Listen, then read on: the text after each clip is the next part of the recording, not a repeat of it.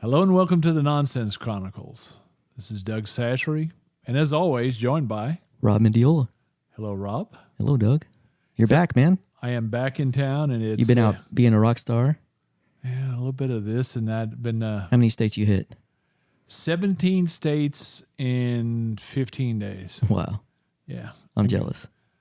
Well, man, it's a lot of handshaking because with any job, any sales job, and then doing a lot of stuff with the music too now. That it's a lot of handshaking. Yeah, it's a lot of states, man. Yeah, it's a good thing I had COVID like only about 2 months before because I was I could pretty much lick everybody and like not get it. No, I don't know if that's true. Guess how many states I've been to in the U.S.? Lower 48. How many you been to, Rob? None. Don't lie to me. No, 0. Actually, no. Are you serious? Yeah. So this year when we go in July, First time out of Texas. he's going to go to Gettysburg. Yeah. Yeah. Wow. It's going to be weird. Dude, you're going to love it, man. Yeah, It's maybe. there's so much to see out there. It's weird because I can literally go anywhere in the world I wanted to, but I just seem to always be stuck here. Well, that's because you work 24/7. I do, yeah. Rob, when we're not doing this, in fact, when we do the podcast, it's interrupting him from doing work from the time his eyes open to the time they close. Investment banking is brutal. Yeah. But this is a good break, so what do we have going on today? Well, today, we usually lighthearted, but we kind of, sometimes we talk to entrepreneurs and we like to branch out. We're Kind not of mix, yeah. Yeah, we're not held to any one subject, and I like that. In fact, Freestyle. I told somebody today what we're doing. He goes, "Wow, y'all!" No, my son told me that. He goes, "Well, y'all really do." I'm like, "Yeah, that's right," because I don't want to be held down. Yeah. And it's a little heavier subject today, but it's something that a lot of people have to deal with. Me personally, I find things a lot less scary in life if you talk to somebody who's been through that journey before. It'll never be the same. Your path will always be a little bit different because we're not all the same. And but if you can speak to somebody who's been through it, like for instance, just as a example, I've had young friends that get Hodgkin's lymphoma, and they usually get it in their 20s. And I had my Texas family. I had one kid get it there, and right after he got cleared, it was another friend got sick, and in California, and I called him, and that other kid that was there that had it before was there, and it made it a lot easier for him. And then oddly, I had my youngest niece went through the same damn thing, and that other friend talked to my youngest niece, and it just takes the edge off of it a little bit. It won't do the walk for you, but it'll let you know where some of the stones are and some of the holes are along the way. So if somebody talks to you about something, I think it makes it a little bit easier, or how to deal with it. At the end of the day, you're going to have to deal with it in your own way, but I think it's an easier path if somebody helps. And what we're going to talk about today, everybody knows about toxic relationships. We've all had them, dating or one fashion or another. Most time it's great, but every once in a while you run across something that's toxic, and we have friends that we have to kind of back away from that are toxic. But this is a little bit different than all of that. Today we're going to address toxicity within your own family. In other words, your own household when you're growing up, and part of the way how you can deal with it, because that is it's hard for anybody, because all I say today, I have my parents at 90 and 88, and they're getting ready to bump up a number this year. That's all I've ever known, and I've been loved since day one. So I'm blessed because I see my friends around me that have one parent or whatever, and not everybody's path is the same, and if you don't get kicked in that fashion, something else will kick you down the line. There's nobody that gets out for free. But today, I want to introduce Jessie. Jessie's going to come on and talk to us. How you doing today, Jessie? I'm doing great. How are y'all? Good. I didn't make you fall asleep with all my rambling on?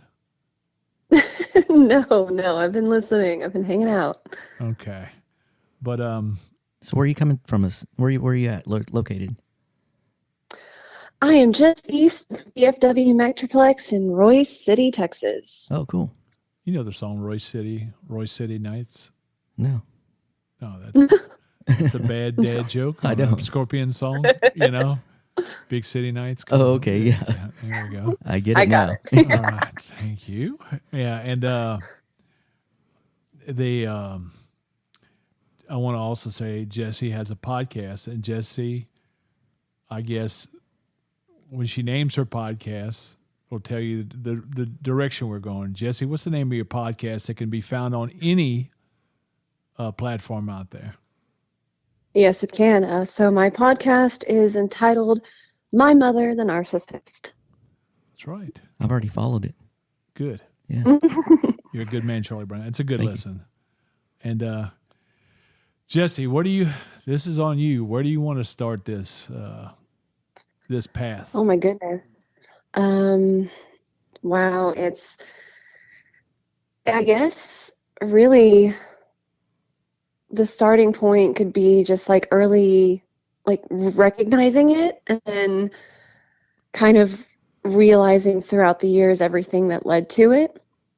But I want to know, what is your biggest question for me? Yeah, I guess, when did it start? I mean, look, there's, and it could be confused, but, not. There's a difference because, I know a lot of mothers and their teen daughters have a lot of tension. But see, in my. Right. Yeah. But but it was a lot different in your situation, and because I thought it was a very close connection, but I didn't get to see. They were friends, but friends that I would see every once in a while and not that often, So it's a Right, whole. yeah. I didn't have to live there. So growing up, what was your mother Right. like? I guess is my question. Like, what was she like as a mother? Yes. So what I used to think of as very protective, like, oh my gosh, my mom cares about me, this is normal. And kind of like mentioning, the teen drama, like the hostile, like what it's like to be a teenager. I would see my friends and their mothers and almost be like jealous. And I'm like, wait a minute, that's so much different than what I have. And I would realize growing up that it was never really a healthy balance. So I noticed it very early on that my mom was different. Mm-hmm. She could be very hostile and she could be very hateful and very two-faced. We would be, for instance, out in public and she would just be all smiles and very just sweet and appeasing everyone and always making conversation and always finding ways to put herself in situations. And the moment it would just be us two or like with my dad privately behind closed doors, she would just turn into this like just evil little like and just start like almost trash talking people and telling me like, oh, everything I just said was a lie. Really, like, say she complimented someone's outfit or like did something like that, she would be like, that outfit was so trashy, but she thinks it's nice.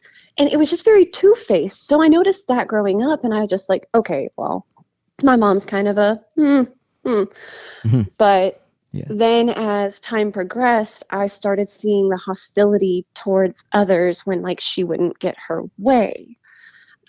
She was always very hard on my father, and that's who I felt the worst for, just because I knew that one day I would be on my own, but I did not know what their future had. So I remember she would just put on a really good show, but then when we would be home, she would berate my father for something or berate me for something because we didn't make her look perfect. And that's where the narcissism started to really come through, is her whole persona outside of the house had to be absolutely flawless, like no cracks, nothing wrong, like put on the mask and carry on with your day. Yeah, I've heard that a lot, actually. What I've heard a lot of examples of that. Yeah. Yeah. Boy, I know it exists, and Yeah. I mean, it does exist. I know it exists. But do you think it's like, I mean, because we all kind of put on a different face when we're in public anyway, But you see how I am, and y'all. Yeah. Not even my wife doesn't like. I'm very. This is who I am. Yeah. Like it, love it. I don't care. Yeah. Because I'm too old to care now. Yeah. But it's. But I know we don't all play with the same deck of cards, and we're all different on how much we want to show of ourselves. And boy, ugly is. Yeah, you don't want to show that too damn much, and. Right. But I guess in a way, if it's not shown in public, maybe it's shown at home, and that's a Right. that's a whole different. Yeah, and that was the story. biggest thing. Because anyone you would ask, I think the only two, I only have about two friends who you can ask to this day who would be like, yeah, no, I can see because they got little insights to it outside of the perspective from everyone else. They kind of got dealt with it a few times, and they're like, yeah, that makes a lot of sense now that you came out with your side of the story. Yeah. But really just growing up with her, so my first episode, which is the most popular, just I think because of the title alone, is called The Golden Child, which means that the narcissist has this child strictly to make the puppet. I have there's three sisters. It's me and then my two other sisters, but I didn't get to grow up with them. I'm 17 years younger than them. So wow. the time I was in the picture, they were with their fathers, because all three of us have different dads. Yeah. Because my mom's pattern, she would find someone, have a child with them, and if it wasn't absolutely perfect to her standards, she would leave and find another source. And that's a big thing with narcissists. They like the source and the supply. That's what they feed off of. And I didn't really get it when I was younger, but I could see it. And it wasn't until I was in my mid-20s that somebody finally sat me down and was like, you really need to take a step back and look at this from this perspective. And when I did, it all kind of came into a light, and it was heartbreaking because, I had spent 24 years at this point, at the point back then, trying to defend this woman and just really try to take care of her and steer her in the best direction, because as much as I needed a mother, she needed someone to try and help make her a better person, because the amount of hatefulness and racism and narcissistic tendencies that came from her, I would always be like, hey, maybe let's not think like that, or maybe let's not do that. But I was always met with oh, I don't care what you think, this is what I want to do type response. And I would just be left like, okay, well, you do you. Yeah.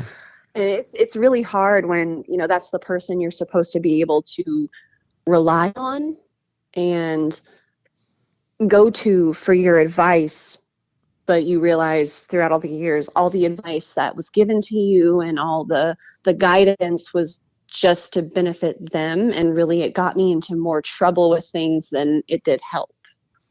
What was the point that you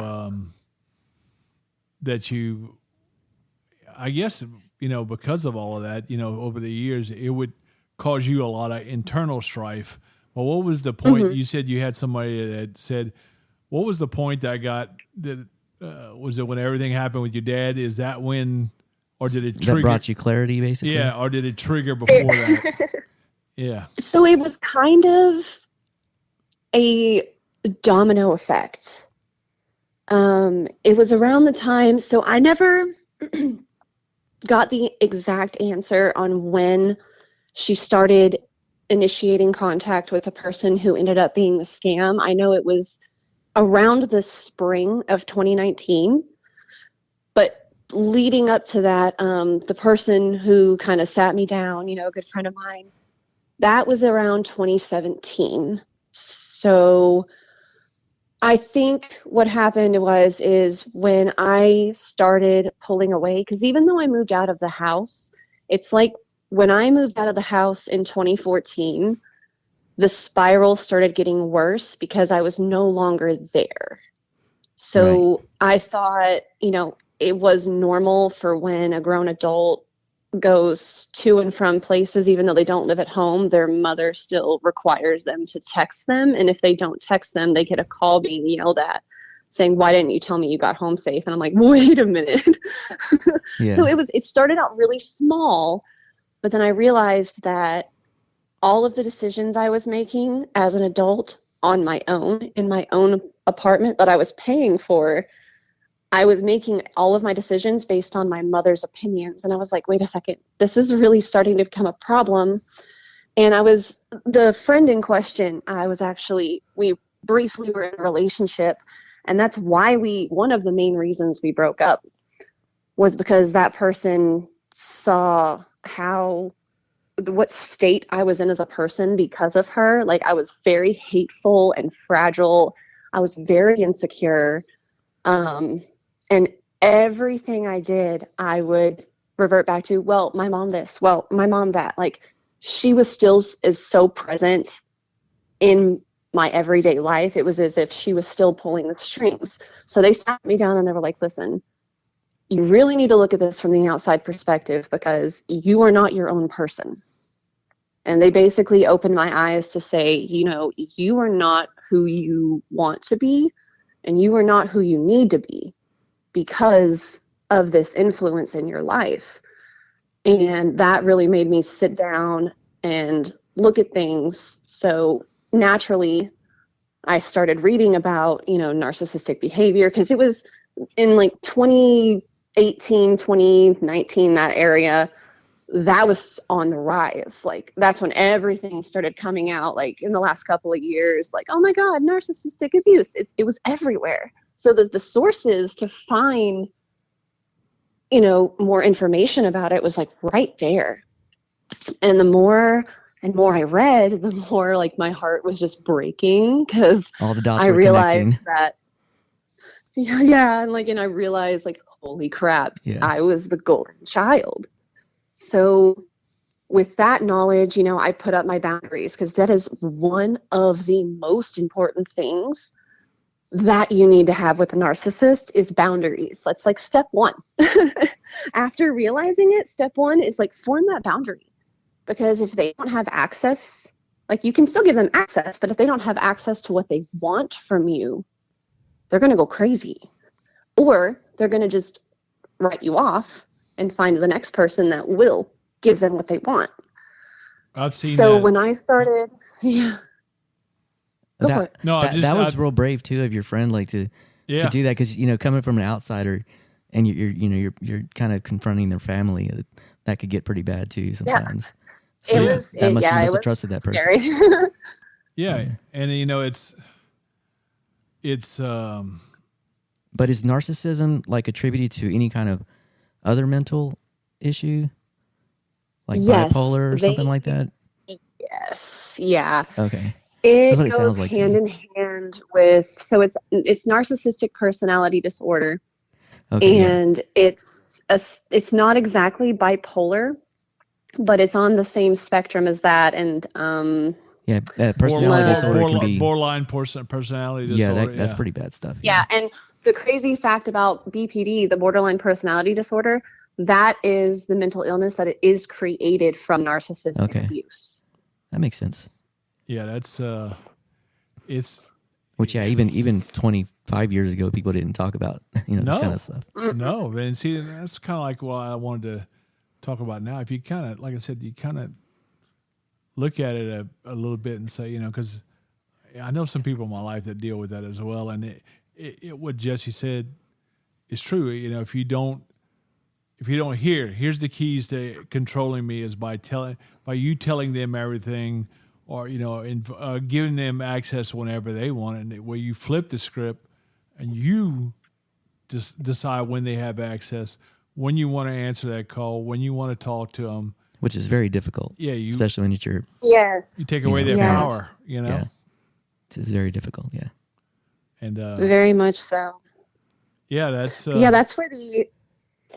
that's where the downfall really started, was when I was approached and I started reading into it, and I realized that I needed to take myself away from the situation. And there was always a thought in the back of my head that, growing up, one day I'm not going to have my mother. And I don't know if that's because of, just, obviously people are going to lose their parents at a point. Sometimes, unfortunately, people, have to bury their children. But I always had this thought that I was going to be without her. So I tried to always mentally prepare for that. Yeah. So when I had to realize that I had to take myself out of the situation and put her at arm's length, that is around the time that she started her downfall, like the mental downfall. She's always been very, very unhealthy. When I was 5 was when she was first diagnosed with her first round of Hodgkin's lymphoma.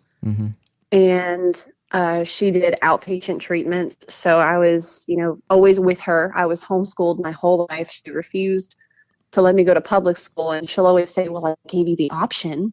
I'm like, yeah, but you made me terrified of school. Right. It's like she feared that she made me the manipulation part. Yeah. Yeah. She's like, well, I never said you couldn't go. And I'm like, yeah, but you didn't make me feel like I could. Yeah. So I was always with her. So when I wasn't there anymore is when it just took that dark turn. And that's around the time that she started communication with the person who kind of ended all of this. Yeah. Now, before we go, I guess, into that somewhat, the question I have is, your 2 sisters, do you have any relationship with them today? Did they ever got to go through that? Or because you were the youngest, the last, bastion, the golden child, was it just you that went through it? Or she might have been at a completely different stage when they were older, on how she did things. So my oldest sister, unfortunately, she passed away this last July. Oh God, I'm sorry. It was actually, I'm sorry, it was before July, but we had to have her service in July. She unfortunately lost her battle to cancer. My middle sister is actually going through her own unfortunate health struggles, and she has been for a long time, but she's one of the strongest people I know when it comes to battling health issues, because it seems like life has thrown every lemon at her when it comes to that.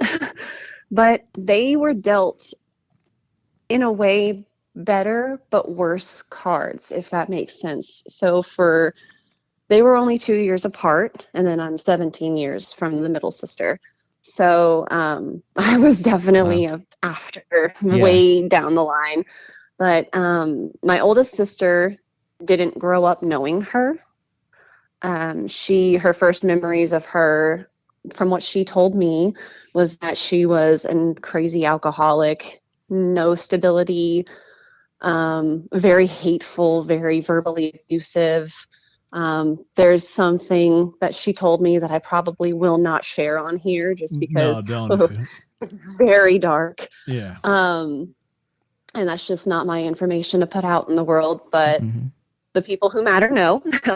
But she doesn't remember her from after being 6 years old. Wow. And has not had any contact with her a day since. So she got to live her life without that influence. But what's crazy is, I didn't, and if this gives you any example, I didn't know I had an older sister outside of my middle sister. I thought it was just me and my middle sister until I was 12 years old. Wow. Yeah, because it doesn't fit the perfect. Yeah, it didn't fit the narrative. Yeah. Yep.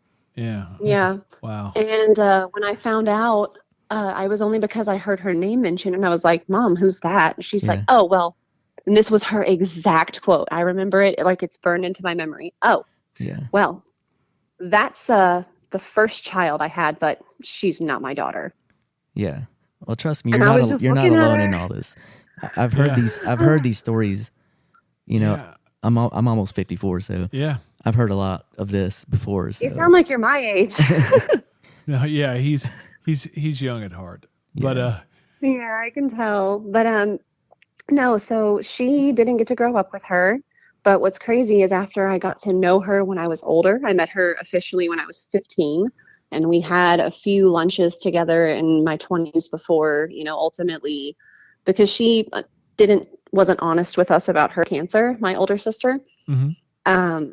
She was telling us that she went into remission, and she really wasn't. So I got to have some lunches with her in the last couple of years before her untimely passing. And she looks, sounds, and ended up more like our mother than me and my other sister did. And it's crazy how that kind of, like any type of parent, you can end up like your parents, but to see my older sister look and act and talk just like our mother, I was floored because she had no experience with her in her older years. And my middle sister dealt with her until she was about 15, and then went off to her dad, and it was a lot of back and forth. Yeah. I was the only one of the three who was with her the whole way through my life up until I had to step away. Merry Christmas. Yeah, well, it's with that, it's how that progresses, and almost like it's like Tarzan going in the jungle and he's grabbing one vine, he's going to the next. Well, what's going to be the next fix for that narcissist? What are they going to have control of? What's the item? Yeah. So it's kind of funny, not funny, but ironic. But they funny. Went for those first two, but then this is going to be the last one because my age, I really can't have any more kids. Then this one, this one I'm not going to let go of. So. Yeah, I imagine you did get full brunt. The progression came with her through the years, but when it got to you, I imagine it was a mastered trait, so. Mm-hmm. God. And I think the saddest part is like, even, my middle sister, she's 45 now, and I'm 28. She is as equally messed up about it as I am. We have very deep conversations to this day about how every single day we have to stop ourselves from following the patterns that we've known our whole lives, the behaviors and the feelings and those initial first thoughts that don't feel like they're right. So you have to stop yourself and say, no, you can't be that way. It's a continuous struggle and fight to overcome those roots. Mm-hmm. Yeah, genetics are strong. DNA is strong. They are. Yeah. Yeah, Jesse, I think you'll be a good mom one day. I really do. I think Thank you. I think that'll definitely happen. And she has a fantastic dad. Yeah. And he's a guitar player. Oh, really? Well, yeah, he's got to be fantastic then. Yeah, see, just like you, Rob. Yeah. There you go. He's a bassist. Oh, no. Oh, I'm sorry, God. Never mind. No, just kidding. Okay. I love bass. Okay. Bass is actually one of my favorite. That's the first thing I hear when I hear a song. Yeah. The bass. Yeah, I play a little bit. I am not very good at reading music, but I learn by ear and I pick up on tabs, and I have Very a little cool. Ibanez, but I don't play as much as I want to. Oh, wow. Yeah, That's how you do it, though. don't fret. My cello teacher on my what's the little thing? It's different on the. It's not the pickup on the cello. It's the wooden piece that holds the strings up. A bridge. Yeah, I guess you would. I guess it's called a bridge on the cello. I think it would be. It's the bridge. Yeah. Yeah. So she wrote out the letters in pencil on the string. okay. So I could, because I always have. Oh, that makes sense. I don't read. I learned how to play all of it myself. Yeah. See, Yeah. It's Yeah. fine. bastard. But yeah. I can hear a song and I'm just like, all right, I got it. Yeah. I do pretty well with it. So. But yeah, that's I like what I see in you. I like the brightness in your eyes and the look you have to the So how do you know future. Jessie? Music. She was on the My mom. yeah, her mom. That's how Oh, really? she brought her to the scene, and I thought the first time I saw her, I thought she was I have poor eyesight, so I'm gonna say I'm gonna blame it on that. Not that I've always looked very, very older than I am. Oh, okay. Yeah, so not that I'm a creep, Yeah. but No. yeah, but Derek and Missy, who are great friends, and we just our friend Derek just passed away. Mm-hmm. And in fact, we just got together, Jesse and all of us got together yesterday, moved Missy. And they were the ones that told me she's 17. I was like, yeah. But when she would go out, they and everybody in that community, and this is in Dallas and Deep Ellum community, very protective of her, which was I thought was really, really awesome. That's good, Yeah. And I found the best people out there, and the last couple of months, have unfortunately shown just how much of a family I found out there with everybody I'm still connected to, and I just love everybody that I still have out there. Yeah, cool. It's a good group, and it's just like we talk about toxic relationships. I say in life, Jesse, that I collect people. And, Rob's heard me say this before. I say, this one, and I'll take this one. And it's all, it doesn't matter what you do in life. It's who you are at your core. And, somebody, I was speaking to somebody I went to school with, back in the day, way, way, way in the 80s, and she was telling me how that she was making a compliment to me about, and she has a great family and all that. And she was saying that she was telling me about how a couple people that we knew that they never did change. And it's kind of true. I mean, what's at your core, and seeing what that is underneath there, that doesn't change. I told Rob when I did the event page for this episode, it's Maya Angelou, and she's making a quote, and it says, I think it says, when people show you who they are, believe them. And and a lot of times we don't, and a younger me, definitely a younger me, would like, marriages would show that. But they no, that. But what's sad though is like when you have a tough childhood, which I can probably say I did, but you create all these protections, and defense mechanisms, when you meet people. So I'm sure you agree with that, right? Absolutely. And then your friends become your family. Yes, because you feel more of protection and love and like sanctuary in those people that were once strangers than you do in the person that's in your own home. Yeah.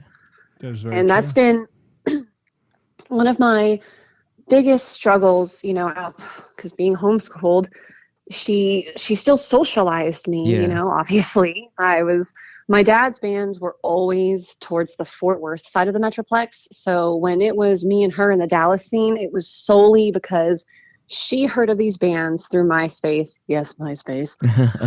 She heard of these bands through MySpace in the heyday of like all the original like lineups and stuff back in the Deep Ellum crew, and she would like come to me like, hey, there's this show and it's this band and da da da da da da, and this is their music. Let's dress up real cool. She's like, let's get you, because she knew I did the makeup and we did the costumes and all that stuff. Oh, cool. So she would have me kind of get dressed up and have fun, and I would always be that person walking around in 8-inch Demonia platforms. Nice. Looking like I'm at some random event with X's on my hands. So everyone's coming up to me and then they see the X's and they're like, ah! Yeah.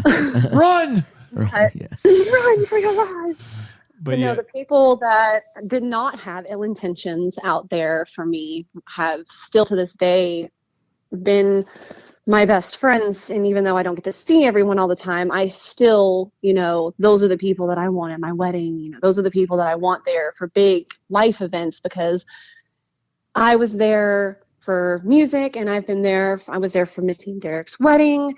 And there's so many little life events that I got to be a part of, and I would love to return the favor and have these people at mine.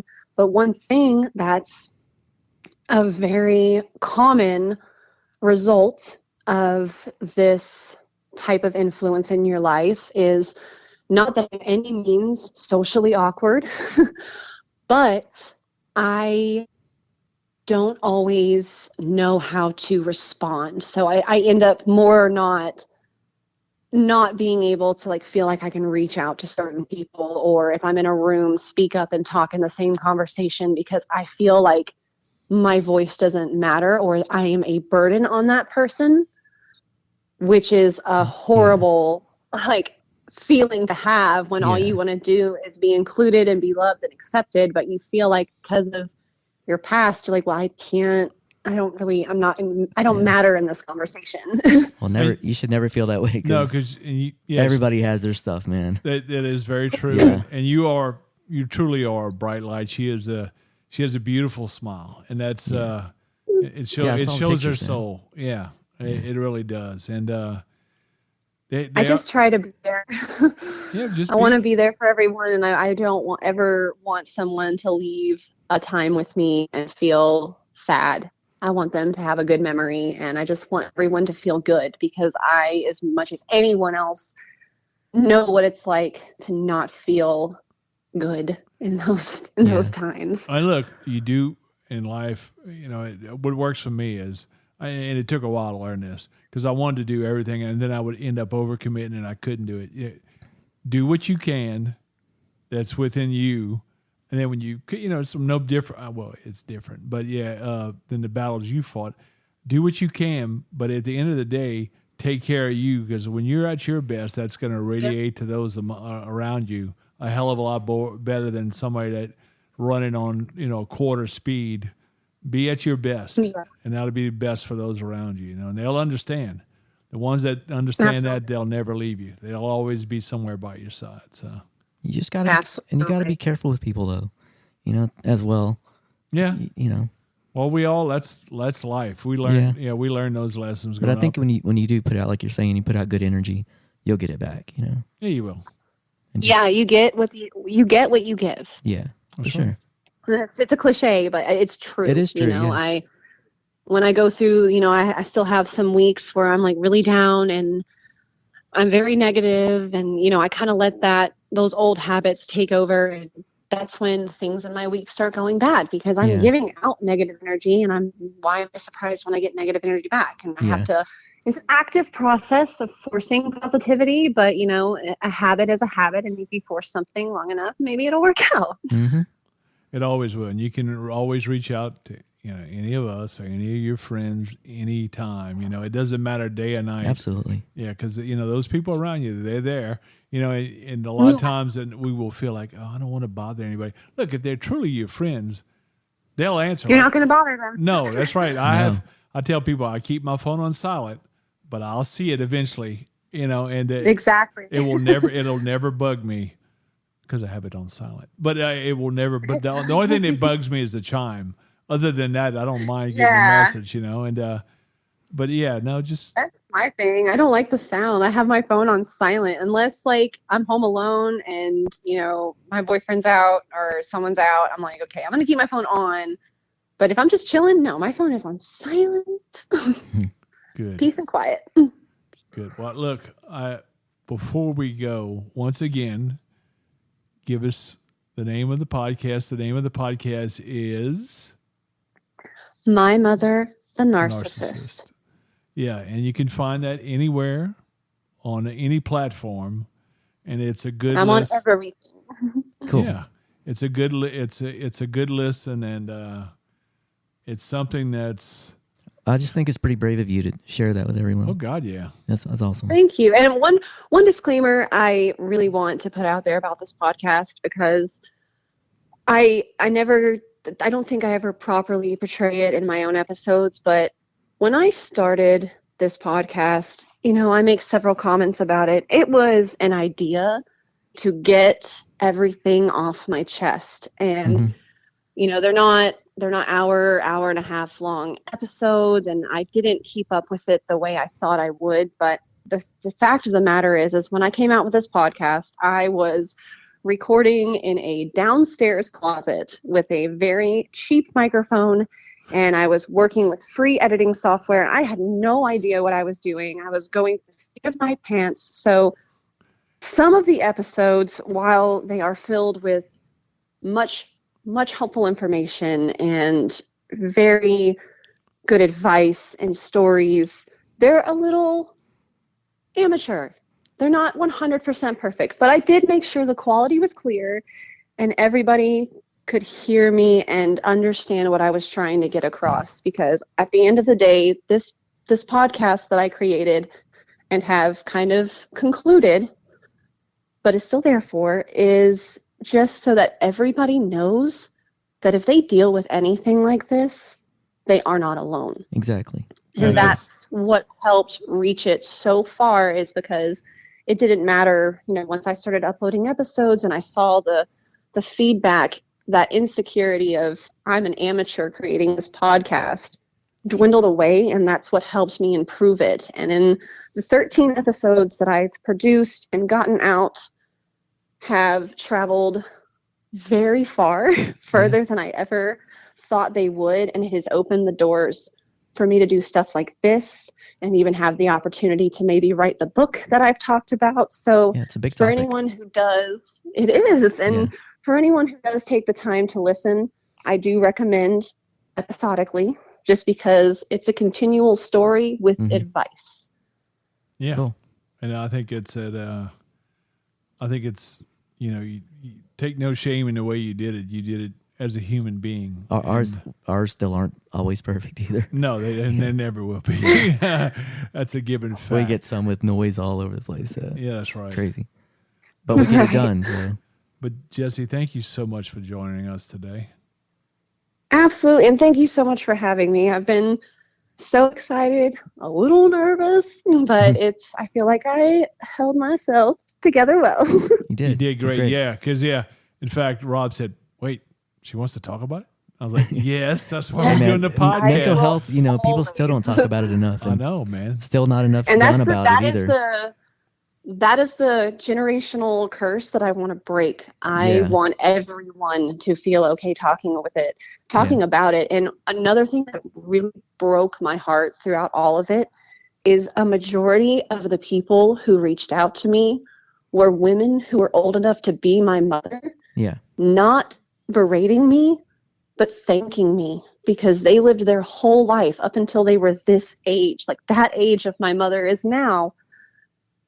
Yeah. And they never were able to break out of that cycle. And some of them were still under that influence. Like their mothers were still so present and controlling and nasty in their lives. And they came to me thanking me for giving them that voice. But they still feel alone, right? Exactly. And that's what hurts so much, was seeing someone who's traveled so far in life and their whole life they had this burden on them. And here I am, at the time, 26, 27-year-old, just telling about how, I'm this age and I finally, got away from her. And then I see women who never got away from their mom and it's still crushing them. And that's why I'm glad. Talking about it's important. Yeah. And, I'm glad that I was able to do that. You did good, girl. Thanks. This is the Nonsense Chronicles. Please like and subscribe. Later.